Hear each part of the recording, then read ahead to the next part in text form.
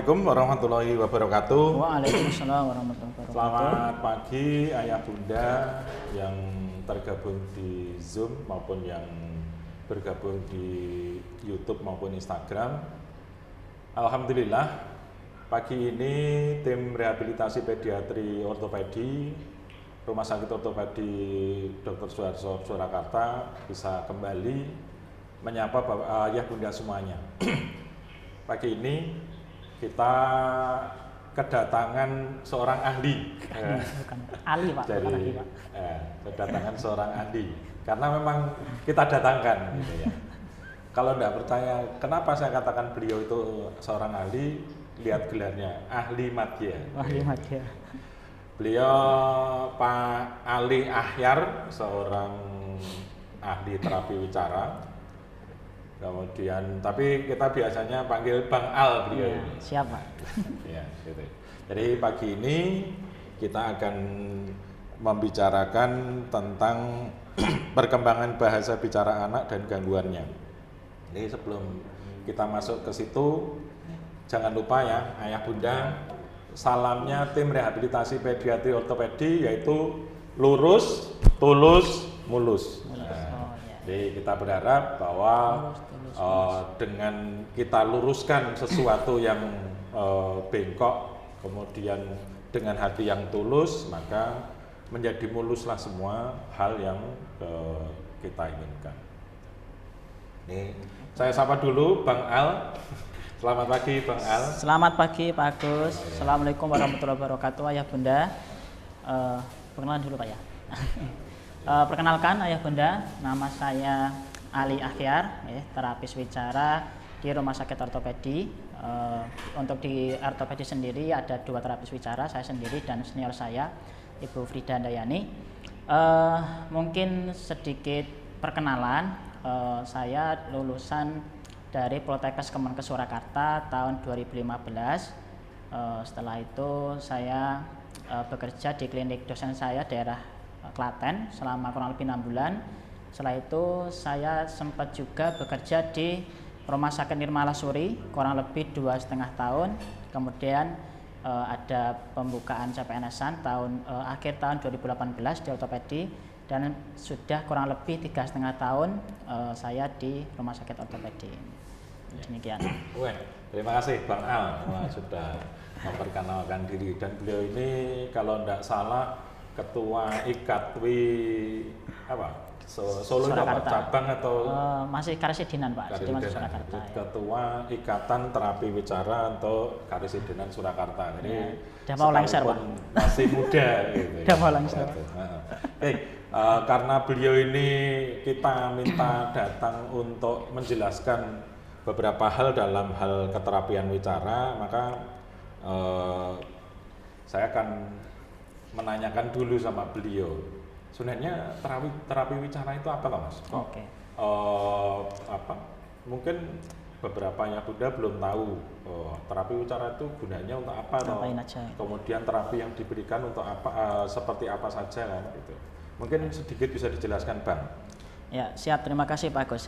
Jadi untuk terapi wicara sendiri ini merupakan salah satu tenaga di rehab medik ya Pak Agus ya, yang ranahnya kita sendiri itu dulu masih sebatas sekitar 5 ranah nih Pak. Jadi pertama terkait gangguan bahasa, bicara, irama kelancaran, suara, dan gangguan makan menelan. Tapi bertambahnya keilmuan, ternyata saya lihat-lihat lagi itu udah ada tambahan lagi nih Pak, terkait kayak gangguan literasi, kemudian nanti rehab auditori seperti itu Pak. Kurang lebih penanya seperti itu. Dan untuk pasiennya sendiri kita beragam Pak, mulai dari yang anak-anak maupun dewasa. Seperti itu. Jadi di ortopedi bukan hanya pasien anak-anak tapi pasien dewasa juga. Ya, tapi kadang memang ada Pak. Untuk terapi wicara memang tergabung di tim pediatri karena Betul. memang ada beberapa kasus di anak yang memang sangat membutuhkan keahlian dari terapis wicara. Ya, betul. Sekarang judulnya Bang Ali ini perkembangan bahasa bicara anak dan gangguannya. Ya, Pak. Saya ternyata itu berarti banyak ya anak-anak yang terganggu bicara dan sebagainya. Nah sekarang yang saya pengen tanyakan Bang, apa sih kaitannya bahasa dengan bicara itu sebenarnya apa sih? Oke, terima kasih Pak Gus. Sebelum kita menyampaikan terkait kaitannya Pak, mungkin saya sampaikan dulu apa sih pengertian bahasa dan bicara dulu Pak ya. Jadi untuk bahasa sendiri itu secara sederhananya merupakan kemampuan manusia dalam berkomunikasi dengan manusia yang lain. Jadi bagaimana dia berinteraksi bisa dengan secara lisan, ujaran maupun tertulis ataupun isyarat. Jadi tidak harus Bicara Pak. ngomong gitu ya. Betul, ya bisa dengan yang lainnya Pak. Kemudian sedangkan bicara sendiri itu istilahnya mungkin eksekutornya Pak. Jadi kemampuan seseorang itu untuk berucap artikulasi secara baik dan benar seperti itu. Jadi jika salah satu aja ini kok mengalami gangguan, mesti juga gangguan juga Pak. Misalkan bahasanya terganggu ini, dia nggak paham nih mau ngomong apa sehingga dia mau bicara pun kesulitan. Bahasanya bagus ini, dia paham sebenarnya mau ngomong itu tahu, tapi ternyata ada kelemahan di organ-organ bicaranya sehingga dia pun juga kesulitan untuk bicara. Jadi dua hal ini sangat terkait, sangat berkesinambungan dan saling mendukung seperti itu Pak. Oh gitu. Jadi sebenarnya bicara itu bukan cuma sekedar mulut ya, jadi bisa dengan hal yang lain dan itu juga didukung bahwa dia harus mendengar dulu yang akan dibicarakan. Betul. Silakan untuk kaitannya belum di ini baru prolognya. Silakan Bang Al, kita dengarkan beliau untuk menjelaskan lebih lanjut. Oke, kalau kaitannya sendiri, jadi ketika bahasa itu sudah ada di dalam seseorang, mudah punya konsep, sudah ada ide dan lain sebagainya, dari bahasa ini nanti dia bisa disambungkan atau disalurkan melalui bicara itu tadi. Sehingga ketika dia ada konsep, misalkan dia ada respon ini, Assalamualaikum, nah dia sudah mendengar respon salam ini ya Pak Agus, diproses di otak, kemudian dipilah-pilih ini masuk yang bunyi bahasa atau bunyi benda dan sebagainya. Ketika itu diproses di otak, oh ini ternyata harus saya jawab nih. Ketika mau dijawab, diproses, dieksekusi, kemudian menggerakkan beberapa saraf dan otot-otot bicara sehingga terucaplah Waalaikumsalam seperti itu Pak Agus gambarannya. Oke, luar biasa. Oke, sekarang bisa Bang Al lanjutkan untuk perkembangan bahasa itu seperti apa sih sebenarnya? Oh ya, oke. Langsung ke materi Pak? Oh boleh. Oke, siap. Baik, Ayah Bunda, di sini saya akan menyampaikan terkait perkembangan bahasa dan bicara beserta gangguannya ya. Untuk perkembangan bahasa sendiri, tadi saya sampaikan pengertiannya dan pada dasarnya itu dibagi menjadi dua ya, bahasa reseptif dan ekspresif. Apa itu bahasa reseptif? Bahasa reseptif itu merupakan untuk mengerti apa yang dilihat dan apa yang didengar. Jadi misalkan tunjuk mata, pegang hidung kayak gitu. Ketika anak bisa merespon dengan benar, itu berarti bahasa reseptifnya bagus seperti itu. Sedangkan untuk bahasa ekspresif yaitu kemampuan untuk berkomunikasi secara simbolis, ya, baik visual maupun auditori. Misalkan dia menanyakan ini apa, kemudian si anak bisa menamai, walaupun mungkin belum jelas ya. Misalkan kita nunjuk bola misalkan, ini apa, hoa, itu secara bahasa itu sudah kita anggap sudah bisa berekspresif, tapi mungkin secara bicara belum seperti itu. Kemudian saya lanjutkan ke tahap perkembangan bahasa. Jadi berdasarkan asesmen in speech language pathology manual, ini nanti akan saya sampaikan sampai usia 5 tahun. Jadi yang pertama ini usia 0 sampai 6 bulan ya. Yang pertama respon atau yang bisa bahasa yang bisa dimunculkan di usia 0 sampai 6 bulan ini ada tersenyum bila diajak bicara, kemudian melokalisasikan suara dengan cara menoleh, mendengarkan pembicaraan orang tua. Ya, baik. Dari 3 hal ini, kira-kira indera apa ini Pak Gus yang bekerja ini Pak? Dari 3 ini Pak, tersenyum, kemudian mencari suara, mendengarkan. Itu berarti mungkin telinga, indera pendengaran, iya, kemudian mata, indera penglihatan, kemudian yang satu apa ya? Iya, jadi sebenarnya cukup 2 itu cukup Pak. Iya, betul. Dan yang paling utama ternyata sebagai modal seorang umat manusia ketika lahir itu yang paling penting adalah mendengar dulu ya Pak. Gitu. Iya, betul. Mendengar dulu sehingga penting juga saya sarankan ya bagi Bapak Ibu yang mungkin mau melahirkan anak, terutama mungkin yang di rumah sakit, terutama lagi yang mungkin lahirnya ini abnormal ya ataupun mungkin khusus ini. seperti prematur ataupun kondisi medis lainnya, ini bisa dilakukan yang namanya OAE. Apa itu OAE? OAE yaitu auto acoustic emission. Ini bisa dilakukan gunanya adalah untuk screening atau deteksi dini pada bayi ketika lahir. Nah, ini digunakan supaya apa? Nanti ketika anak itu sudah ketahuan sejak kecil ternyata ada gangguan pendengaran, nanti ke depannya kita lebih mudah lagi untuk memberikan terapi seperti itu Ayah Bunda. Dan ini penting karena ketika ternyata anak itu ketahuan ini dalam tanda kutip gangguan pendengaran Pak Agus, nah itu kan nanti perlu, kalau tulinya cuma tuli konduksi, itu tuli yang memang gangguannya cuma di telinga tengah aja. Jadi tuli itu macam-macam. Iya Pak, jadi untuk tuli sendiri itu kita ada tuli konduksi dan tuli di sarafnya atau di koklearnya itu, gendang telinganya.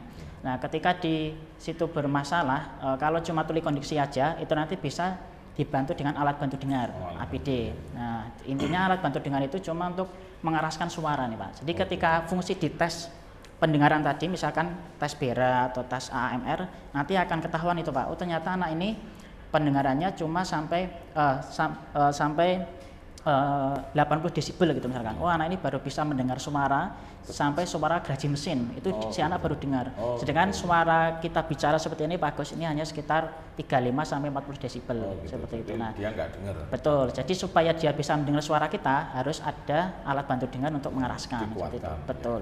Nah, kalau sudah hubungannya nanti ke saraf di koklearnya, itu nanti memang harus ada operasi tersendiri Pak Agus, ataupun bisa juga diganti dengan cochlear implant, seperti itu. Dan hal ini nanti ketika kita sudah mengetahui bahwa ini ternyata mengalami gangguan pendengaran, dia kan harus dibiasakan pakai alat bantu dengar itu Pak Gus.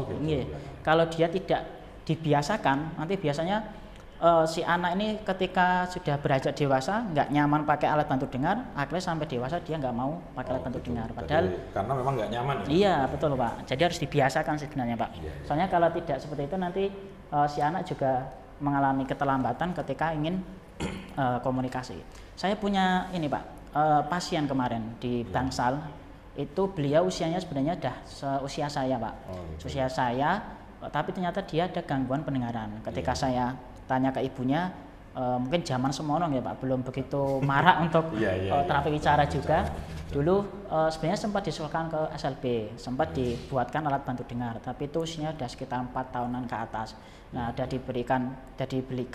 Nah, si anak itu ternyata kurang nyaman Pak Agus menggunakan alat bantu dengar itu. Akhirnya nggak nyaman, sekolah juga nggak selesai, cuma sampai kelas 4 SD kalau nggak salah. Lepas, akhirnya dia nggak mau pakai APD sampai sekarang. Sehingga bicaranya pun masih kesulitan. Seperti itu mungkin kita penanganannya nanti bisa dialihkan ke itu Pak, lip reading, jadi bahasa bibir. Jadi nanti kita latihan artikulasi dan sebagainya, komunikasinya dengan menggunakan gerakan bibir seperti itu. Betul sekali Pak Agus. Oke, kemudian selanjutnya Ayah Bunda, ini menggunakan suara atau isyarat gestur untuk memberitahu keinginan, termasuk juga menggunakan tangisan yang berbeda untuk mengutarakan keinginan yang berbeda. Nah ini mungkin Ayah Bunda lebih tahu nggak, yang baru punya anak kecil, wah ini nangis ternyata lapar, wah nangis ternyata mau minum susu, wah nangis ternyata ngompol, seperti itu bisa kita bedakan keinginan si anak. Oke, selanjutnya di usia 7 hingga 12 tahun ya, atau menginjak usia 1 tahun ini. 17 sampai 12 7 bulan. sampai ya? 12 bulan. Ya, maaf. 7 sampai 12 bulan ya. Atau 1 tahun. Ini yang pertama mulai mengerti nama saat dipanggil. Nah, ini jadi sering-seringlah Ayah Bunda untuk interaksi dengan anak ya. Usia-usia segini itu jangan dikira anak itu tidak mendengar atau tidak mengerti. Jadi usahakan kita cerewet, kita berikan kosakata sebanyak mungkin, apalagi usia-usia segini tadi indera pendengarannya Pak yang sangat tajam. Jadi ibaratnya itu anak itu seperti spons, ketika spons itu kena air aja dia langsung menyerap apa yang dia dengar. Jadi biasakan aja mendengarkan yang bagus-bagus dan lain sebagainya. Terutama mungkin kita kenalkan suara-suara seperti suara hewan, suara lingkungan, kemudian kita kenalkan, oh ini dia suara kucing, meong, suara sapi, mo, seperti itu. Walaupun anak mungkin nggak begitu paham, dia cuma nganan ngiri, senyum-senyum gitu, tapi itu ternyata secara tidak langsung masuk ke dalam kosakata otaknya dia, sehingga nanti ketika beranjak usia 2 tahun ke atas Pak, karena dia udah ada kosakata buahnya di sini, nanti bakal keluar semua itu kayak gitu. Jadi jangan sampai momen-momen ini kita abaikan. Kalau bisa kita maksimalkan. Kalau usia segini kok nggak ada kosakata, nanti ketika 2 tahun ke atas itu anak mau ngomong apa nggak ada. Iya. Terus kalau di ngajarinya dilucu-lucuin, lucunya gitu boleh nggak, Bang Ali? Klendo gitu Pak. Klendo gitu Pak. Kan biasanya gitu kan. Iya. Anak kecil itu malah dicedal-cedali. Betul. Jadi gini Pak Agus, saya punya kaidah nih Pak Agus. Mungkin ini quotes hari ini nih Pak. Biasakan yang benar, jangan membenarkan yang biasa. Gitu Pak. Ya. Jadi biasakan yang benar, jangan membenarkan yang biasa. Betul. Jadi ketika kita sudah membiasakan yang benar, jadi kan anak nanti akan ngikut itu Pak. Tapi kalau kita membenarkan yang biasa, misalkan anak ini mau minta, mama, cucu gitu, misalkan ya, oh ya cucu ini cucu, semua keluarga itu mamanya, kakaknya, neneknya, oh ya cucu. Terus si anak dengan respon lingkungan yang seperti itu, anak itu akan merasa, oh ternyata aku ngomong cucu ini sudah dipahami, yaudah aku nggak usah membenarkan kan gitu. Jadi nggak perlu belajar lagi. Gitu. Iya, ngapain harus dibenarkan? Aku ngomong, kenapain susah-susah ngomong susu lah, ngomong cucu aja dapat paham kan gitu. Nah, itu pentingnya peran keluarga, anggota keluarga untuk mengkoreksi. Jadi walaupun si anak ngomongnya cucu, kita tetap ngomong susu. Mama, cucu. Oh susu, ya ini ya susunya susu coklat, rasanya manis kayak gitu. Kalau bisa kita lebih interaktif lagi. Besok lagi kok masih cucu lagi, kita ngomong lagi susu lagi sampai perlahan-lahan kita ajarkan ke anak yang benar seperti apa. Iya, seperti yang diajarkan adalah yang benar, tidak boleh dilucu-lucuin karena itu membuat anak tidak perlu belajar lagi untuk yang benar. Betul, seperti itu Pak Agus. Oke, kemudian selanjutnya ini mulai mengenali kata yang digunakan sehari-hari ya seperti makan, minum, maem gitu mungkin ya. Kemudian mau kamar mandi ya. Kemudian menggunakan bermacam-macam ocehan ya, mungkin ini masih transisi ya antara dia masih suka ngoceh-ngoceh, mungkin ngomong nggak jelas gitu ya, istilahnya bahasa bulan gitu, masih berusaha untuk bicara dengan benar, kemudian menirukan beberapa suara bicara orang dewasa dan intonasinya. Nah ini Pak, ini mungkin saya pernah lihat video itu Pak Agus, ada seorang anak kecil itu mungkin keseringan lihat ibunya gosip mungkin Pak, sambil ditelepon Pak, iya. Nah jadi dia tuh pura-puranya pakai handphone mainan itu Pak, wah mereka ngomongnya ngeciwis itu, tapi nggak jelas, tapi intonasinya itu sama kayak itu. Oh ya ampun, nah jadi ini mesti niru orang tuanya kan gitu. Berusaha untuk mengikuti orang dewasa, walaupun mungkin dia belum jelas. Seperti itu. Ucapannya belum jelas, tapi intonasinya, gayanya, betul sekali Pak Agus. Kemudian mengikuti perintah sederhana, ya. Jadi misalkan Dek tolong ambil bola, tolong rapikan mainan. Nanti kalaupun anak belum bisa atau lain sebagainya, kita mungkin bantu dulu, tak ajari seperti ini Dek, masukkan sini kayak gitu sambil kita latih. Ya, seperti itu. Baik, selanjutnya ayah bunda di usia 13 sampai 18 bulan ya, 1 sampai 1,5 tahun ini mulai mampu mengikuti perintah sederhana ke sini, lihat dan sebagainya, kemudian mulai mengenali bagian tubuhnya, kemudian menggunakan ecolalia. Ecolalia ini merupakan meniru Pak Gus. Ya, jadi dia berusaha niru-niru ucapan orang tua. Ketika kita ngomong apa, jadi kayak istilahnya membio gitu Pak Gus. Walaupun dia mungkin belum begitu jelas, dan bahasa bulan tadi ya, jargon, dan sudah memiliki pengucapan 3 sampai 20 kata ini minimal. Jadi harusnya sampai 1,5 tahun itu minimal bisa berucap 20 kata dalam sekali. Ya minimal dia punya kosakata segitu Pak untuk dia ucapan. Kosakata segitu untuk dia ucapan. Jadi istilahnya kalau usia segini nanti ada di perkembangan bicara nanti adalah true speech, jadi bicara yang benar. Jadi ini mungkin sudah mulai bisa menyebutkan benda-benda sekitar dulu, misalkan gelas atau mungkin maem yang mudah untuk dia tirukan dulu, seperti itu Pak. Kemudian membuat permintaan untuk hal yang lebih diinginkan. Nah ini si anak mulai berusaha ngomong untuk minta sesuatu. Jadi ketika usia segini, apalagi nanti sampai usia menginjak 2 tahun Pak Agus, si anak kok ketika mau minta cuma nunjuk-nunjuk gitu. Wah itu si orang tua harus peka ya, wah ini anak saya kok kenapa kok cuma aja. Nah itu kalau bisa tetap kita stimulasi sendiri dulu, orang tua yang lebih tahu ya. Jadi kita tetap arahkan, ayo bilang dulu mau apa, Mimi, yuk bilang dulu, Mi, walaupun si anak cuma ya nggak apa-apa, kita apresiasi gitu Pak. Jangan sampai cuma sekedar itu harus kita hindari seperti itu. Oke, selanjutnya di usia 1,5 sampai 2 tahun atau 19 sampai 24 bulan. Nah, ini mulai memadukan kata benda dengan kata kerja, ya seperti mama, maem, mama minum, mimi kayak gitu, Pak. Kemudian mulai mengenali 1 sampai 3 bagian tubuhnya sendiri, seperti coba tunjuk hidung, mata, hidung, rambut, ada mulut seperti itu. Kemudian pengucapannya sudah lebih dari 50 kata.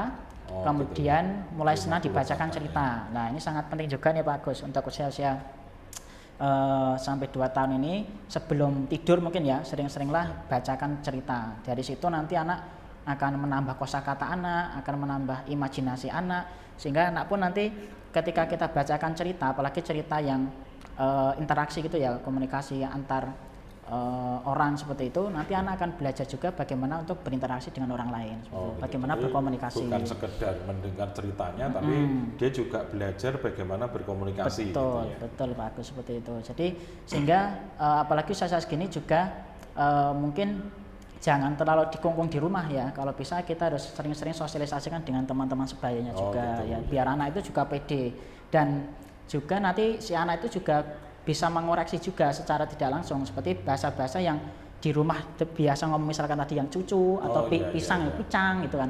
Kok ternyata ketika aku main sama teman-temanku aku mau cucu nggak tahu ya, kok bilangnya susu ya kayak gitu kan. Si anak dia jadi akan berusaha memperbaiki juga bicaranya, dan nanti mungkin bisa ayah bunda juga membantu di rumah untuk membenarkan itu. Jadi penting juga ya diajak bermain dengan teman-teman seusia mereka. Betul sekali, kemudian Pak. dibiarkan mereka dengan segala resikonya ya. Betul. Itu memang itu untuk perkembangan bahasa ternyata bermanfaat ternyata. Sangat bermanfaat, bagus, betul sekali.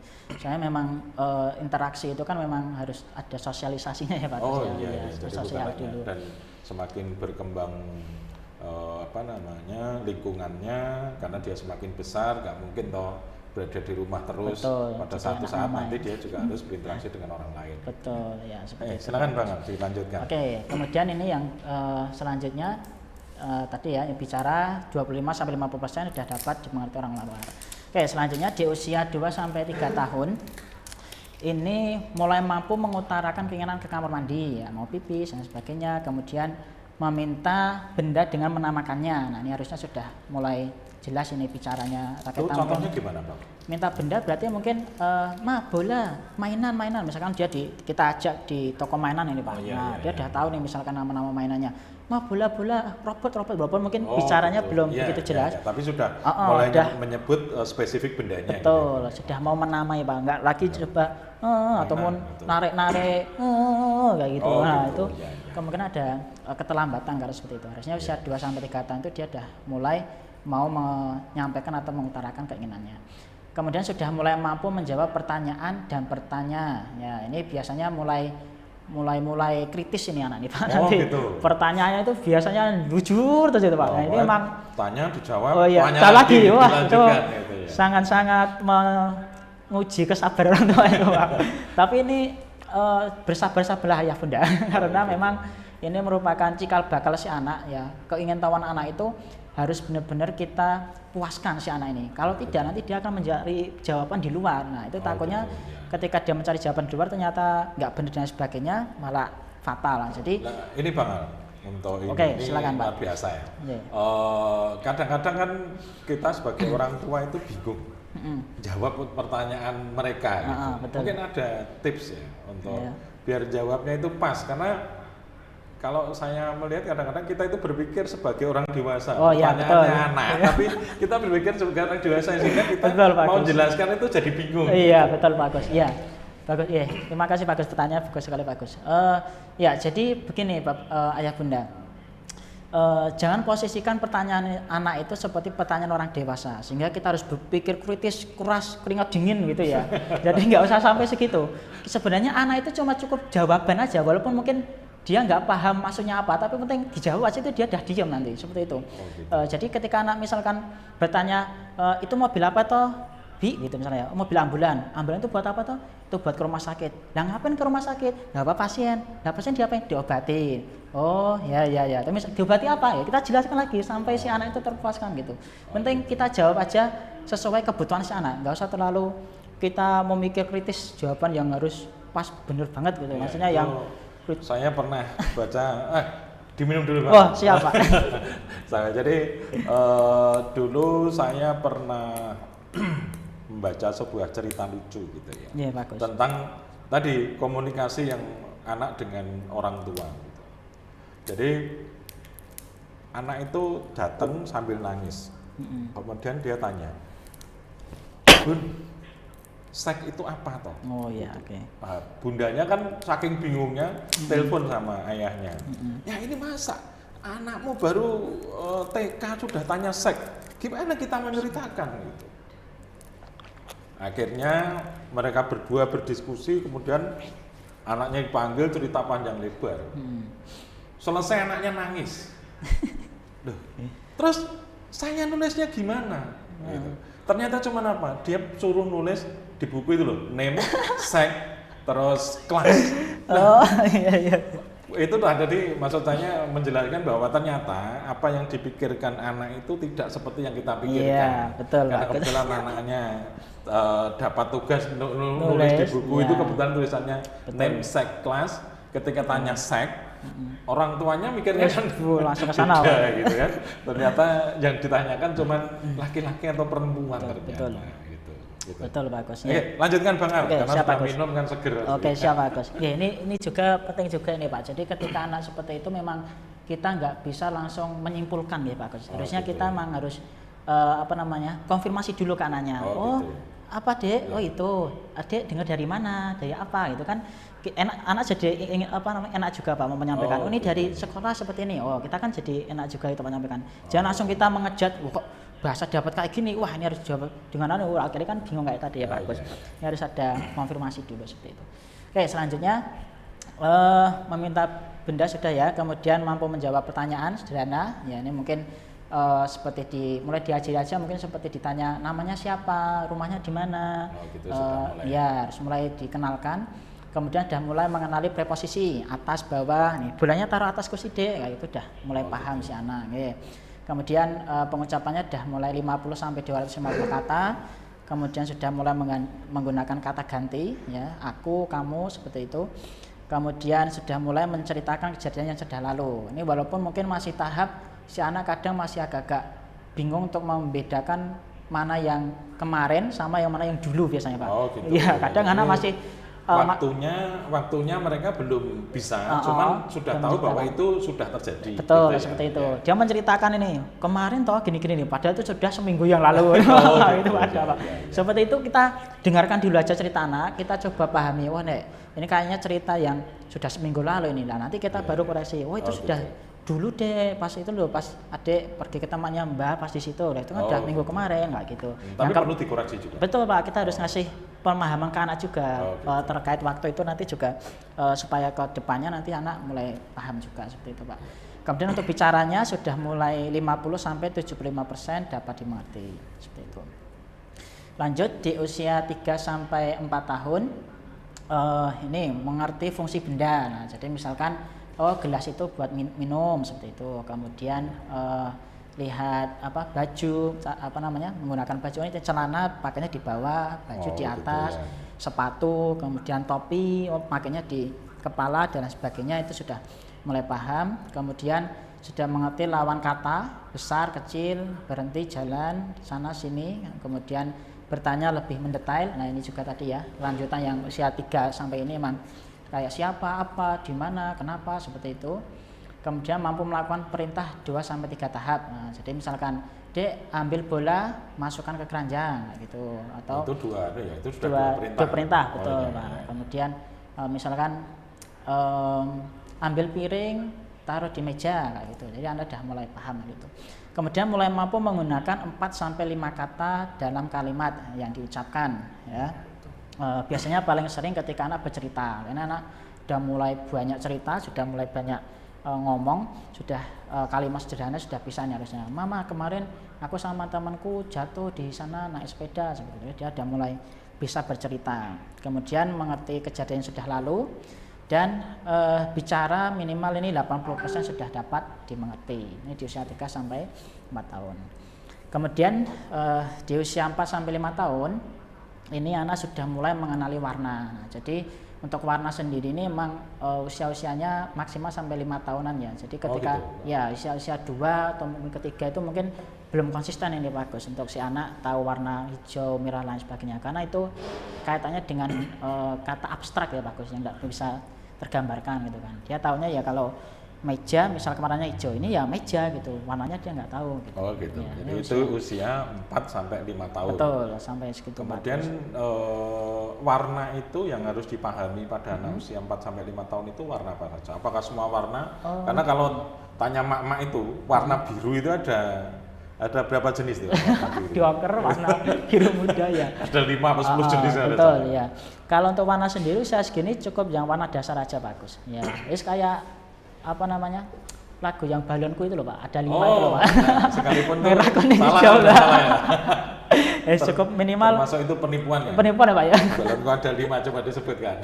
Oh iya Gitu pas ya kan? Pak ya? Iya. Okay. Nah itu warna itu sebenarnya cukup warna dasar aja, yang itu penting anak sudah bisa konsisten di warna itu, baru nanti semakin berjalannya waktu di sekolah dan sebagainya, anak mulai mengenal berbagai macam warna. Kemudian bisa mulai mampu berhitung 1 sampai 10, sudah mulai mengerti konsep waktu, kemarin, besok, sudah atau belum. Kemudian mulai mampu menanyakan pertanyaan ini bagaimana kayak gitu, mulai lebih kritis lagi nih usia 4 sampai 5 tahun. Apalagi sampai 5 tahun ini memang usia-usia golden age ya, ayah bunda, Bapak Agus. Jadi memang usia-usia yang harus kita maksimalkan dan juga tidak akan terulang kembali usia 5 tahun ini. Jadi benar-benar harus kita maksimalkan. Usia masuk playgroup ya, TK playgroup ya. Betul Pak, mau masuk TK. Apalagi nanti terkait sosialisasi juga si anak yang mungkin masih malu-malu dan sebagainya. Nah, seperti itu memang harus bertahap sih ya, memang tidak langsung kita lepas dan sebagainya. Memang harus bertahap dulu. Kemudian dapat menceritakan kegiatan di sekolah, di rumah, kegiatan lain, dan bicaranya biasanya sudah dapat dimengerti oleh orang luar seperti itu. Jadi bicara diajak komunikasi, ngobrol gitu udah mulai nyambung. Ya betul. Tapi mungkin ya ini Pak Agus, di lingkungan kita itu bahasa itu kadang kan tercampur ya Pak Agus ya. Ada yang bahasa Indonesia dan bahasa Jawa itu Pak Agus ya. Nah, kalau seperti itu sebaiknya gimana sih? Ya gini sih Pak Agus ya. Untuk kasus-kasus yang ada itu sebenarnya terkait kalau di istilah kami itu ada penyebabnya yaitu bilingualisme. Jadi ya dua bahasa itu biasanya bahasa-bahasa yang memang sangat-sangat berbeda arti Pak. Mungkin bahasa Indonesia dengan bahasa Inggris kayak gitu. Gitu. Pengucapannya kan sudah sangat-sangat berbeda itu Pak. Itu nanti bisa berimbas ke proses perkembangan bahasa bicara si anak. Gitu. Itu. Jadi anak misalkan ini pisang di rumahnya, misalnya di rumah dia biasa bahasa Inggris ini banana. Ketika di luar orang luar ngomongnya ini pisang itu apa? Itu banana ya, pisang banana kan malah nggak Pak itu nanti ketika itu yang salah satu contoh kecilnya, nanti ketika untuk komunikasi tingkat panjang dan sebagainya sana akan kesulitan. Nah ini yang terjadi di lingkungan kita mungkin bahasa Indonesia dengan bahasa Jawa ini kadang sih masih bisa ditolerir Pak, kadang bahasa Indonesia sama Jawa kan kadang masih agak-agak mirip nih Pak. Yang perlu dilakukan orang tua mungkin agak campur aduk nggak apa-apa, penting yang perlu diperhatikan adalah kemampuan si anak dulu. Si anak kalau misalkan bisa paham, misalkan pisang kalau gedang, walaupun beda nih ya, tapi di lingkungan itu memang sering diucapkan dan anak bisa mengikuti, itu nggak masalah. Penting tidak ada kesulitan untuk anak membedakan antar dua bahasa ini. Jadi kalau mengenalkan bahasa yang berbeda, karena di dalam masyarakat sekarang kan mungkin saja ya, jadi memang ketika dia mau masukkan ke sekolah internasional dan atau memang dia lingkungannya memang terbiasa bahasa Inggris dan bahasa Indonesia, itu sebenarnya usia berapa sih Bang? Oke, itu mungkin memang ketika anak sudah matang bahasa ibunya dulu mungkin Pak ya. Jadi iya betul. Diajarkan bahasa ibunya, satu bahasa dulu, begitu matang baru mulai dikenalkan. Betul sekali. Bahasa. Iya. Ketika si anak sudah dari kecil sudah tercampur yang lainnya, sedangkan bahasa ibunya sendiri mungkin masih belum matang, nanti dia akan campur aduk itu dan kesulitannya yang terjadi nanti ketika mau komunikasi dengan orang luar nanti akan kesulitan juga. Jadi minimal bahasa misalkan bahasa ibu bahasa Indonesia yaitu dimaksimalkan dulu, sudah komunikasi bagus baru kita kenalkan. Gitu. Lanjutkan Bang. Oke, selanjutnya ini tadi terkait perkembangan bahasa usia 0 sampai 5 tahun. Kemudian terkait perkembangan bicara, di sini saya punya tabel ini ya, punya tabel dari Templin, ya ini dia, Wellman, terkait usia perkembangan konsonan ya, atau fonem-fonem suku kata, fonem-fonem huruf mati. Di usia sampai 3 tahun ini minimal si anak sudah mampu mengucapkan fonem-fonem huruf P, M, H, N, W ya. Ini disebut dengan fonem. Kalau ada kayak, kalau di kami biasanya ada kayak apa, garis miringnya itu di diapit di hurufnya itu namanya grafem. Nanti pengucapannya beda lagi tuh Pak. Jadi kayak P, M, H, N, W, nanti pengucapannya kayak Pah, H, N, Wah kayak gitu Pak ya. Itu kita pelajari juga. Kemudian nanti di usia 4 tahun minimal anak sudah mulai bisa mengucapkan fonem-fonem atau kata-kata yang ada huruf B, K, G, D. Kemudian untuk F, of sama Y-nya juga sampai 4 tahun. T sama Eng-nya 6 tahun, or L ini sampai 6 tahun. Jadi anak-anak yang mungkin masih usia 3 tahun, 4 tahun, masih pelo, huruf R-nya gitu. belum bisa, itu sebenarnya masih ada kompensasi sampai 6 tahun. Gitu. Tapi alangkah baiknya mulai usia-usia segitu ketika anak sudah mampu bicara dengan banyak dan lain sebagainya, kita koreksi. Ya, Gitu. tetap kita ajarkan sejak awal untuk pengucapan L sama R-nya ini. Cara ngajarinya gimana? Oke Pak. Oke. Apa sama tahu kalau ada ya? Ada ya, oke. Godong, paru, kitir. Oke, bagus. Ya. Oke, sebenarnya kalau murni si anak itu cuma keterlambatan aja dalam pengucapannya, itu sebenarnya kita bisa latih dengan latihan-latihan lidah dulu, kayak misalkan latihan berdecak kayak itu. Penting huruf L-nya dia bisa dulu, kemudian huruf-huruf seperti apikofilar misalkan kayak D, kemudian N, T, itu penting lidahnya bisa naik-naik dulu. Baru nanti ke huruf R, ini sebenarnya latihannya kita drill dulu, kita latihan drill itu dengan kata-kata yang R-nya di tengah, kayak misalkan drum, band kayak gitu, misalkan keran kayak gitu. Jadi yang ada penekanan dulu di lidahnya. Kalau kita mulai dari R depan biasanya agak kesulitan. Ra gitu masih la, rambutan, lambutan gitu misalkan. Iya. Apalagi sama R Jadi akhir. malah R-nya di tengah. Ya, R tengah itu sudah saya coba dengan anak saya sendiri Pak. Gitu. Ini alhamdulillah usia 3 tahun ini R-nya sekali dia awalnya saya latih itu memang agak lama Pak Gus, tapi setelah saya ulang-ulangi terus walaupun saya sambil gitu, yo drum band, roti tawar, oke, kemudian keran kayak gitu. Kriuk gitu. Nah gitu, walaupun dia masih kriuk kiu gitu kan Pak. Nah itu nggak apa-apa, kita latih terus, sekali kemudian dia bisa ternyata kra, wah itu dia bisa loh, akhirnya bibi kriuk, wah iya. Ya akhirnya dia bisa mengucapkan itu sampai sekarang. Sok gaya itu Pak Gus. Gaya. Harusnya hurufnya L diganti R. Ya kayak gitulah Pak, anak-anak itu kadang. Jadi memang usia-usia segini nggak apa-apa, kita tetap latih aja supaya nanti terbiasa pengucapannya juga seperti itu. Kadang soalnya orang tua ini udah berusaha nih Pak, kita membiasakan yang benar, tapi kadang lingkungannya gawe-gawe kayak gitu Pak. Misalnya R-nya masih diganti Y misalnya, gitu kan. Loro, ya, iyong, seperti itu. Nah, kemudian di huruf S-nya itu sampai usia 8 tahun, Z yang C, S, J sama T ini usia 7 tahun, kemudian Z, V, T, Z ini juga sampai 8 tahun. S itu biasanya tertukar sama T ya? Ya betul Pak, kadang T, kadang juga ke C juga, kayak tadi misalkan susu jadi cucu, ada juga yang bilang tutu, nah gitu Pak. Oke. Jadi masuk SD itu harusnya sudah bisa huruf mati, ya, bisa, betul, Pak. Eng sudah bisa, betul. CH, SH sudah bisa. Iya, sudah ini Pak. Sering-sering dengan latihan, insya Allah anak itu bisa. Kalau cuma tadi murni keterlambatan Pak ya, tapi kalau mungkin ada kelainan, ada gangguan mungkin di otot-otot lidahnya dan sebagainya, itu mungkin ada terapi itu sendiri lagi nanti buat latihan lidahnya, lateralisasi dan sebagainya. Atau itu ada bedanya? Gimana Pak?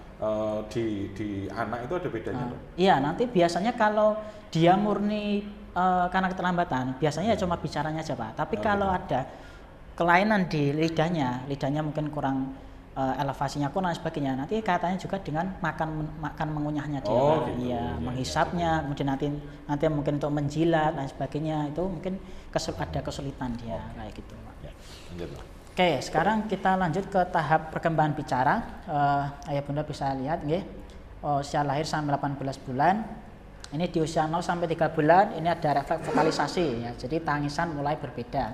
Jadi anak mungkin cerewet, tapi mungkin cuma vokal aja nih. Wah kayak gitu. Itu bagus dan orang tua harus peka juga tetap interaksi dengan anak. Wah seperti itu. Jadi anak ada respon, oh ternyata aku ngomong kayak gini tuh ada efeknya, oh ternyata diperhatikan gitu. Itu juga meningkatkan motivasi anak untuk mau berkomunikasi. Kemudian di usia 3-6 bulan ini babbling ya, mengucap sederhana, suka memproduksi vokal a, i, u, e, o, kemudian bunyi bilabial itu saya PBM itu ya, papa, baba, mama kayak gitu.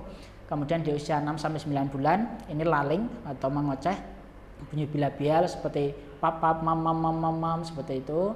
Kemudian di usia 9-12 bulan ekolalia ya, meniru, ini mulai mampu mengikuti suara atau bunyi dari orang lain kayak mama, ini mama, papa seperti itu usia sampai 12 bulan. Kemudian bicara mulai banyak mengoceh yang belum ada artinya. Dan di usia 12-18 bulan ini dah terus speech ya, tadi di usia 1 tahunan sampai 1,5 atau bicara sesungguhnya, ini mulai menamai sesuatu dengan menunjuk dan berbicara. Jadi dia menunjuk sambil menamai benda itu, enggak cuma menunjuk saja. Kemudian menamai benda dengan bahasanya sendiri. Nah ini kadang masih proses anak belajar untuk menamai benda. Kadang dia punya bahasa sendiri, misalkan ayam, karena dia belum bisa ngomong ayam, suaranya aja nih, gitu misalkan, kayak gitu lah. Itu tetap kita arahkan, tetap kita koreksi si anak, oh ayam maksudnya ya ayam, kukuruyu gitu. Jadi nggak boleh ya, nggak boleh ngajari hewan dengan suaranya itu nggak boleh ya. Itu gugup. Ya. Sebenarnya kalau dalam rangka belajar di awal-awal itu nggak apa-apa, kita kenalkan suaranya dulu. Tapi tetap kita kasih tahu, nih loh suara ini suara ayam, ini suara kambing kayak gitu. Jadi lebih baik kita ajarkan nama hewannya, kemudian suaranya, ya, bukan betul. Karena kita kan seringnya ngajarkan ke teman itu guguk, itu meong, itu, ya betul, ya. Itu nanti kalau mungkin yang bahasa-bahasa seperti itu mungkin yang orang lain paham mungkin bisa ya, tapi kadang dia punya bahasa tersendiri. Meong mungkin kucing mungkin bukan meong, dia mungkin punya nama kucing itu sendiri apa gitu misalkan. Itu kan sudah, iya kayak gitu. Jadi kalau bisa tetap pakai nama yang sesungguhnya. Ya. Nah, kemudian mulai memiliki 1-3 kata yang diucapkan dengan jelas. Ini di usia 1 tahunan tadi ya. Oke, selanjutnya kita lanjut di faktor resiko gangguan perkembangan bahasa ya. Ini faktor resikonya. Jadi yang pertama ini terkait prenatal, jadi sebelum kelahiran, ini di masa kandungan. Ini mungkin ada yang pertama ada faktor genetik ya, dari riwayat keluarga memiliki gangguan bahasa atau usia ibu saat kehamilan. Jadi kalau di penelitiannya mungkin sekitar usia 35 ke atas itu ya yang rawan adanya nanti lahir anak dengan Down syndrome ya, itu yang di kelainan kromosom. Itu efeknya di usia-usia kehamilan yang di atas sekitar 30-35.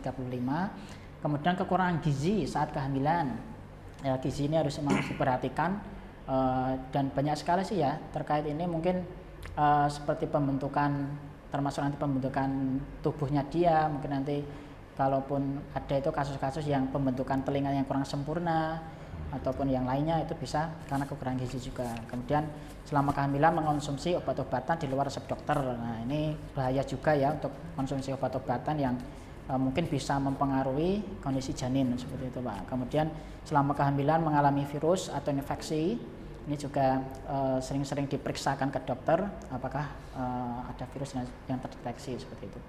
Kemudian di riwayat prenatalnya atau riwayat kelahirannya, ini proses kelahiran yang lama ini bisa mempengaruhi juga. Kemudian anak tidak langsung menangis saat lahir atau disebut juga asfiksia. Ini ketika asupan udara atau oksigen itu telat masuk ke dalam otak, itu biasanya bisa mempengaruhi perkembangan otak si anak juga. Kemudian bayi lahir prematur dan berat badan lahir yang rendah. Kemudian di postnatal terjadi cedera di otak, kecelakaan jatuh yang bersifat membahayakan area otak.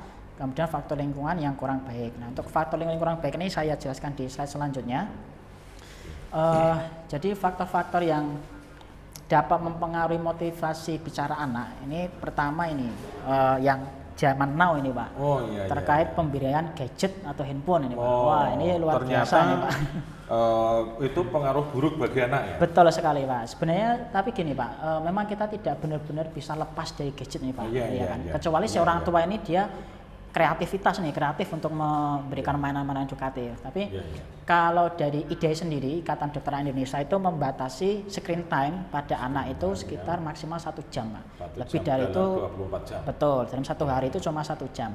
Dan ini sebenarnya gadget sendiri itu di awal-awal anak berkembang itu bisa kita manfaatkan juga untuk mengenalkan kayak tadi Pak, suara-suara hewan misalkan. Sampai kita mengenalkan nama-nama hewannya. Ini ayam deh. Nah, nanti kita bisa sambil menebak, ngasih tebak-tebakan ke anak. Misalnya suara momo. Ini suara apa ini? Oh, sapi gitu, kayak gitu. ya. Ini Itu juga ada aplikasi juga ya. ya, betul Pak, aplikasi gambarnya hewan-hewan. Dipencet. Kuda, bersuara kuda. Betul Ya, kayak ya, gitu. ya, ya. Dan pembinaan gadget ini ayah bunda ya, ini tetap harus dalam pengawasan. Jadi jangan sampai kita serahkan ke anak terus kita tinggal. Dan ini dulu ketika saya sempat bekerja di Nirmala Suri itu Pak Gus. Ya. Jadi rata-rata itu kan pasiennya speech delay ya Pak, keterlambatan bicara. Dan rata-rata, ini mohon maaf bukan bermaksud menyindir atau gimana ya, ini karena realita. Bukan bermaksud tapi memberitahu. Ya, memberitahu. Bukan menyindir tapi Ya. memberitahu. Jadi kasus anak-anak yang speech delay, keterlambatan bicara, murni keterlambatan bicara, itu Ya. penyebabnya rata-rata karena pola asuh nih Pak Gus. Oh gitu. Ya, jadi orang tua, ayah ibunya bekerja semua, akhirnya anak titipin ke pembantu ataupun ke simbahnya. Pembantu dan mbah juga mungkin udah ada rutinitas sendiri nih, nggak sempat ngomong si anak. Akhirnya just lah setelah ke TV wae, setelah kasih TV, HP tinggal lainnya. Nah, padahal HP itu dan TV itu kan cuma komunikasinya satu arah aja itu Pak Gus. Jadi anak itu cuma bisanya meniru aja, nggak ada interaksi gitu kan. Makanya dulu saya sempat dapat pasien itu yang karena keseringan nonton Upin Ipin, bahasanya kayak Upin Ipin Pak Gus. Oh gitu ya. Nadanya, intonasinya itu kayak Upin Ipin. Wah, ini anak kebablasan ini Upin Ipinnya seperti itu. Nah, ini tadi ya gadget, kemudian pemberian televisi yang berlebihan, tidak ada dampingan orang tua. Sebenarnya menonton seperti ini boleh aja, apalagi yang edukatif, tapi tetap ada pendampingan dari orang tua. Orang tua sambil itu gambar apa dek? No, ya itu lagi ngapain ya? Nah, jadi tetap ada interaksi dengan si anak gitu Pak. Nah, kemudian stimulasi bahasa dan bicara kepada anak oleh orang tua yang minim. Nah, ini biasanya orang tua yang full nyambut gawe, bekerja sampai sore mungkin sudah capek, udah nggak ada waktu buat anak. Akhirnya kurang ada komunikasi. Gitu. Ya, jadi mungkin minimal dalam sehari itu minimal lah, mungkin habis maghrib ataupun mungkin 1-2 jam itu kita ada waktu khusus untuk si anak. Nah, jadi tetap ada interaksi dan lain sebagainya seperti itu Pak. Insya Allah luar biasa pemaparannya. Sekarang pertanyaannya kapan sih orang tua harus khawatir terhadap perkembangan bahasa bicara anak? Oke, siap Gus. Kapan kita khawatir? Kapan orang tua khawatir ketika dengan perkembangan bahasa? Ketika apa yang saya paparkan tadi, perkembangan bahasa yang saya paparkan tadi, itu ada yang tidak sesuai dengan usia perkembangannya. Gitu Pak Gus ya. Ini misalkan anak tadi yang paling gampang lah, sampai anak itu benar-benar sudah komunikasi, bisa bicara itu sampai maksimal usia 2 tahunan lah Pak ya. Kalau menurut ASA itu yang dari ibaratnya kalau di kita kan organisasi profesinya kan IKATWI Pak ya di Indonesia. Kalau di luar negeri itu namanya ASHA, Association Speech Pathologists Amerika. Nah, itu memberikan informasi bahwa maksimal usia 2 tahun kalau anak belum bisa memadukan 2 kata benda gitu misalkan, itu bisa dianggap sebagai keterlambatan bicara seperti itu. Jadi ketika mau menginjak usia 2 tahun itu kok anak bicaranya belum banyak, kemudian cuma hahaha, cuma nunjuk-nunjuk dan sebagainya, itu mulai khawatir ya orang tua. Dan kalau bisa sih mungkin sebelum mau dikonsultasikan kita maksimal dulu orang tuanya dulu, kita coba stimulasi dulu sendiri ya betul. Kalau mentok benar-benar nggak bisa, baru kita konsultasikan ke kami seperti itu Pak Gus. Terima kasih sekali pemaparan yang luar biasa. Ini ada pertanyaan dari Zoom. Oke.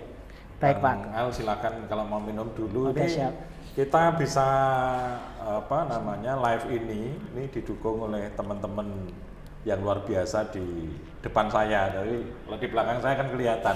Di depan saya semua ada Mas Ardian, ada Mas Fakih, ada Mas Iqbal. Terima kasih semuanya. Kita bisa. Sekarang ini sudah ada kiriman pertanyaan dari Zoom. Dari Bu Tina Hayati. Siapa? Selamat pagi, izin bertanya. Anak saya anak laki-laki usia 2 tahun 8 bulan. Psikis spastik, kuat hiperagi, epilepsi, GDD, gangguan dengar profon, pakai ABD, baru bisa tengkurap, belum bisa mengunyah. untuk bisa mengunyah terapi apa yang bisa kami usahakan, karena kata fisioterapisnya ada teknik khusus pemijatan dan itu yang bisa terapi wicara. Oke, siap Ya. Pak Agus. Wah, Silakan Bang. luar biasa nih Pak pertanyaannya Pak.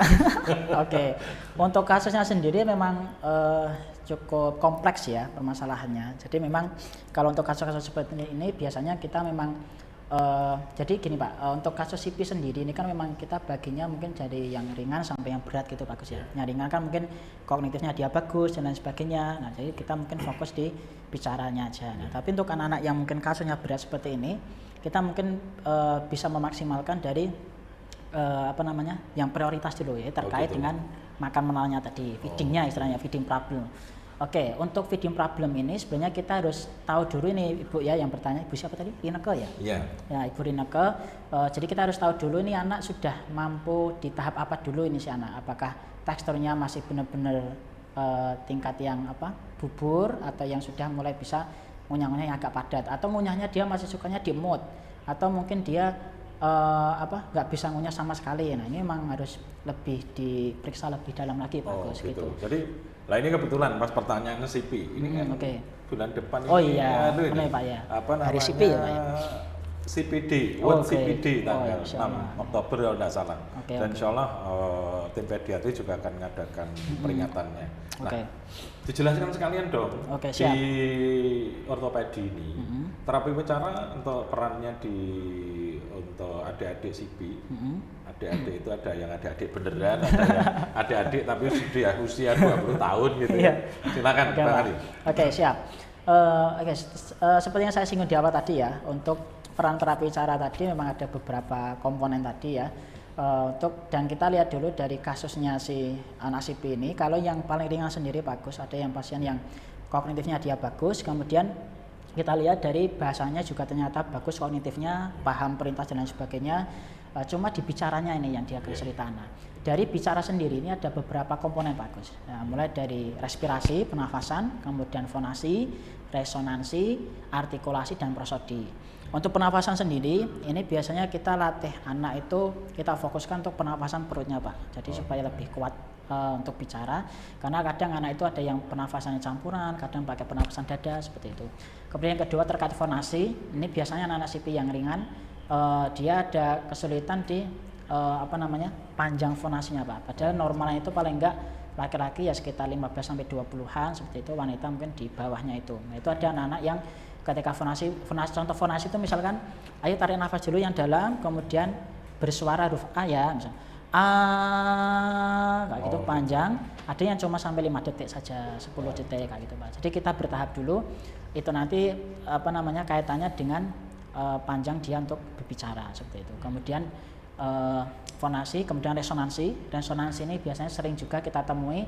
Ini kaitannya dengan anak-anak yang hipernasal, Pak. Bicaranya sengau. Nah, itu biasanya permasalahannya memang di velumnya. Velum itu seperti daging di tengah sini yang dia fungsinya untuk menutup rongga hidung ketika bicara. Ketika mau minum makan itu kan menutup ya Pak. Itu biasanya untuk membedakan suara-suara nasal kayak itu kan lewat hidung Pak ya. Ketika ditutup nanti akan suaranya nggak nasal seperti kayak P, B, M, P, B, K, G kayak gitu. Kalau huruf K, G kok masih ada sengaunya, berarti itu ada permasalahan di velumnya tadi, resonansinya. Nggak tutup sempurna. Betul. Kemudian ada artikulasi dan prosodi. Artikulasi lebih ke bicaranya. Ternyata kalau ada kelemahan di lidahnya, kita latih lidahnya. Kemudian kalau bibirnya ternyata masih belum kuat, kita nanti akan latihan protusi, mencuci dan sebagainya. Jadi intinya di terapi bicara di ortopedi bisa nangani anak-anak CP mulai dari ringan sampai berat ya. Untuk jadi masing-masing nanti betul. Tapi nanti target capaiannya beda-beda. Mungkin bisa jadi tidak dibicara tapi di menelan dan betul, sebagainya. Ya. Untuk yang kasus berat mungkin saya singgung sedikit Pak Agus yang terkait feeding tadi yang berat itu mungkin kognitifnya belum ada dan kemudian komunikasi masih sulit. Jadi kita fokusnya di feedingnya dulu. Feeding nanti kita lihat dulu kemampuan si anak. Kalau anak itu ternyata ngunyahnya belum adekuat, belum kuat, nanti kita bisa coba dulu penguatan di gerahamnya dulu, latihan gigit-gigit dulu, mungkin latihan pakai grabber atau yang lainnya, atau bisa juga ya benda yang buat latihan kalau anak itu udah buka mulutnya udah lumayan ya, bisa menggunakan potongan buah ya, buah mungkin kayak buah pir atau apel dipotong dadu-dadu, kemudian nanti apa istilahnya, ditali di dalam kain tipis gitu Pak. Kalau istilah Jawanya kacu itu Pak. Oh, Kain iya, kacu iya, nih iya. Pak. Dia taruh tengah, nanti dibebet, nah nanti coba dilatih untuk geget di geraham belakangnya. Jadi gigit. Oh, gitu. Nah kayak gitu. Untuk fungsinya yang pertama untuk penguatan gigitnya dia, kemudian di sisi lain juga untuk mengantisipasi kalau nggak pakai itu takutnya nanti anak tersedak. Nah, Oh, kalau iya, pakai iya. kain itu kan nanti anak Bisa cuma kita, gigit itunya aja kan masih aman itu Pak. Iya, Seperti itu. iya. Itu bisa dilakukan juga oleh orang tua. Kalaupun masih mungkin ada kesulitan, nanti bisa dikonsultasikan ke kami di rumah sakit. Ya, Seperti itu. jadi yang pertanyaan tadi akan lebih pasti kalau sudah diperiksa di Iya betul sekali Pak. rumah sakit ortopedi. Betul gitu, sekali. Ya. Insyaallah. Sekarang pertanyaan kedua dari Tias Mama Farel Kudus. Pak, apakah jika anak usia 28 bulan ada banyak artikulasinya belum jelas, apakah termasuk speech delay? Oke. Namun anaknya sudah bisa merangkai 3 sampai 4 kata dengan artikulasi yang belum jelas tadi. Misalnya, ini edanya Ayeng, Oke. ini sepedanya punyanya Farel. Jadi ada kata yang artikulasinya nggak jelas, akhirnya yang bisa memahami hanya mama papanya dan belum mau memanggil nama orang lain atau teman, tapi si anak mengenal jika ditanya ini siapa, bilang ini Mas Ahnaf, hanya mau memanggil orang yang serumahnya saja. Kiat-kiat apa yang harus saya lakukan untuk memperbaikinya? Oke, terima kasih Ibu Sinten Bu? Ibu Tias. Tias, oke Ibu Tias, terima kasih atas pertanyaannya. Ya, jadi untuk anak-anak usia 28 bulan ya tadi ya. Iya. Ini memang harusnya memang 1 kata 2 kata udah mulai jelas. Kalau anak masih kesulitan, tapi ini insya Allah nggak begitu masih bisa diperbaiki oleh orang tua sendiri. Penting telaten di rumah ya. Kalau anak ketika tingkat kalimat tadi masih banyak yang nggak jelas, itu kita latihannya memang bertahap dulu Ibu. Jadi jangan langsung kita latih di tingkat kalimatnya. Kita coba dulu latihan di tingkat kata dulu. Kita tingkat kata itu kita maksimalkan. Walaupun memang jadi kalau kami dalam menerapi anak itu memang materi terapinya itu kita tidak sesuaikan dengan usia anak saat itu, tapi gitu. sesuaikan dengan Kemampuan. usia perkembangan anak sampai usia mana gitu. Misalkan gitu. anak ini udah 5 tahun, tapi ketika dicek di listnya tadi perkembangan bahasa ini anak baru usia 2 tahun, ya udah materi yang kita berikan mulai dari usia 2 tahun itu dulu. Gitu. Jangan langsung sesuaikan dengan usia anak, karena pasti akan kesulitan. Jadi kalau murni cuma dibicaranya aja untuk kognitif dan sebagainya tidak ada masalah, mungkin kalau saran saya tetap dilatih aja di rumah dengan untuk tahapannya mungkin meniru dan menamai dulu di tingkat kata yang mudah-mudah dulu, kayak misalkan makan, minum, kemudian benda-benda sekitar, ada meja, kemudian ada kursi, kayak gitu suruh untuk menamai per kata. Kalau per kata pun dia masih kehilangan, misalkan meja masih eja gitu, misalkan masih kehilangan, kita tekankan lagi per suku katanya. Yuk tirukan Bunda dulu yuk, meja, yuk me-nya jangan lupa ya, meja kayak gitu. Jadi ada penekanan dulu di suku kata yang dia kehilangan di kata tersebut. Jadi kayak tadi contohnya ni edanya Ayeng. Jadi dia ini kan ini. Ya betul, pelan-pelan. Sepeda Ya, gitu ya. betul sekali bagus gitu. Jadi emang harus bertahap dulu, jangan langsung semuanya. Dan satu itu harus benar dulu. Kalau dia udah mulai mampu, baru kita lanjut ke tahap selanjutnya seperti itu. Oke. Kemudian pertanyaan terakhir, karena siap. sudah jam 9 lebih 8 Tidak menit, nah, terasa tadi ya. memang mulainya agak terlambat ya. Oke Pak. Gitu. Dari Ibu Lisa, bagaimana cara mengajarkan anak supaya bisa menceritakan kejadian yang telah berlalu? Anak saya usia 7 tahun autis mengalami kesulitan untuk hal ini. Jadi mungkin pemahaman tentang yang lalu sama ya tadi betul. mungkin ya. Ya, betul, Kemarin, Pak. pokoknya kalau sudah Terlampau. tadi sampai berapa abad yang lalu itu Iya. tetap ceritanya sama tadi Iya. gitu. Iya. Ya. Oke. Terima kasih dari Bu Lisa. Tapi mohon maaf jadi untuk anaknya memang ada special need ini ya, anak kebutuhan khusus autis. Jadi emang ini nanti perlakuannya emang berbeda Ibu. Tapi kalau misalkan ini cuma kendalanya terkait kesulitan untuk menceritakan masa lalu, mungkin bisa dilatih dulu dengan hal-hal yang sederhana dulu. Masa lalunya itu nggak usah jauh-jauh mungkin ya Pak Agus. Jadi misalkan baru aja, misalkan habis mainan ini, misalkan mainan mobil-mobilan ya, mobil-mobilan selesai, kemudian kita alihkan dulu si anak ini mainan yang lain dulu, misalkan mainan Lego atau mainan apa, mungkin ditunggulah 10-15 menit. Nah, kita coba segitu. Setelah selesai mainan Lego itu, kita tanya, Dik, sebelum mainan Lego tadi mainan apa? Nah, gitu. Gitu. Jadi kita latih dulu si anak mengenali masa lampau itu yang waktunya jangan terlalu jauh dulu. Kita coba dulu 10-15 menit mungkin ya. Itu anak sudah bisa tahu, kita tambah lagi waktunya 30 menit. Kemudian kita pakai waktu mungkin tadi pagi, siang, malam seperti itu. Jadi anak sudah bertahap, ketika anak sudah mulai bisa mengikuti hal itu, nanti baru kemarin, lusa dan lain sebagainya. Jadi tahapannya seperti itu Bu Lisa. Semoga bisa diterima, ya. Terima kasih. Oke. Terima kasih sekali Bang Al pagi ini sudah menyampaikan ilmu yang luar biasa. Ternyata bicara bahasa itu tidak sesederhana yang kita pikirkan, dan ternyata banyak hal yang harus kita lakukan untuk menstimulasi anak sehingga anak tersebut mendapatkan bahasa yang seharusnya dia dapatkan. Betul. Gitu. Oke. Ayah bunda, waktu sudah cukup panjang gitu.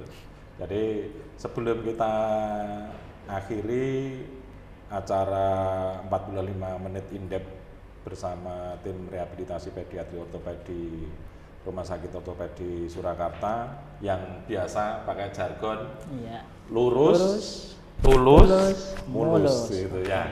Maka sebelum menutup ini Bang El, quote terakhir atau pesan-pesan untuk ayah bunda biar memperhatikan perkembangan bahasanya, sehingga kita harapkan mereka bisa menstimulasi maksimal, dan kalau memang tidak mampu itu mereka tahu kapan harus segera ke terapis bicara. Ya, baik. Ya, mungkin kesimpulan juga ya pada acara pada pagi hari ini. Memang terkait perkembangan bahasa bicara ini sangat-sangat penting ya ayah bunda untuk diperhatikan, terlebih di usia-usia golden age ya, usia 5 tahun ini mari benar-benar kita maksimalkan dalam perkembangannya tadi. Jadi sudah saya paparkan tadi beberapa karakteristik atau perkembangan anak usia segini itu sudah bisa apa aja. Ketika anak kok terlihat mencurigakan ini enggak mencapai perkembangan yang seharusnya, ini harusnya orang tua coba dulu tenangkan diri dulu, kita coba berikan stimulasi sendiri dulu. Nah, nanti ketika sudah berulang kali kita terapi kita latih, apalagi ini Pak Agus,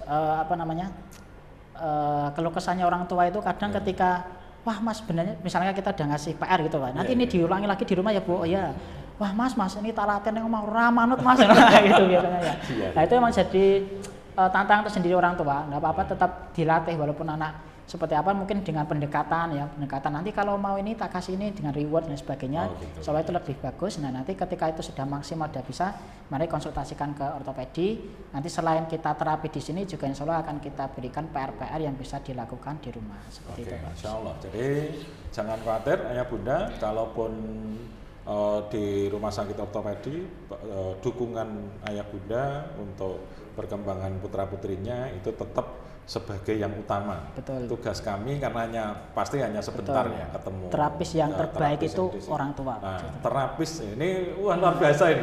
Terapis terbaik adalah orang tua. Iya, gitu. betul itu, Pak. Jadi jangan sudah diantar ke ortopedi, ke terapi bicara, kemudian ya tugasmu lah gitu. Iya, terima pasrah bongkoan ya. Pasrah bongkoan. Masya Allah. Alhamdulillah acara pagi ini berlangsung dengan lancar, dan kita berdoa semoga ini bermanfaat untuk ayah bunda semuanya.